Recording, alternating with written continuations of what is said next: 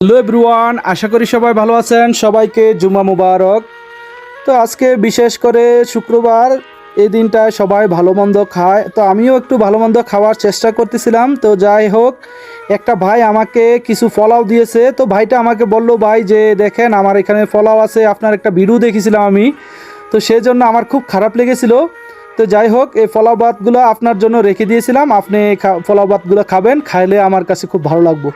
তো ভাইজন এই কথা বললো, তখন ভাইয়ের কথা শুনে আমার মনটা অনেকটা মানে প্রশান্তি পায়। তো সেইখান থেকে আমি ভাইটাকে অনেক কথা শেয়ার করি, ভাইয়ের সাথে বললাম যে ভাই দেখেন আমার অনেক আপনজন বা আমার অনেক কাছের লোক, দেখেন আমি যখন বাড়িতে ছিলাম একটা সময় আমাকে এই খাবারের জন্য কুকুর বলে কত কিছু বলেছে রে ভাই। আসলে একটা মানুষকে যখন খাবারের জন্য কুকুর বলে, সেই মানুষটা কতটা কষ্ট পায়, কতটা আঘাত পায়, একমাত্র সেই জানে। তো ইনশাল্লাহ আল্লাহ যদি চায় হয়তো দেখা গেছে দিন ফিরবে, আশা করি আমি।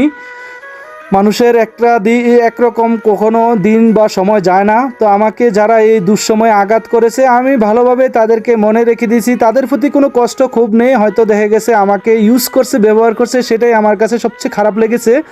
তো আমি তো আর তাদের এখানে খাবার খাওয়ার জন্য কখনো যাই নাই যে আমি খাবার খেতে পাচ্ছি না বা আমাকে খাবার দেন। তো সেক্ষেত্রে খাবারও খাওয়ালেও আমাকে কুকুরও বললো।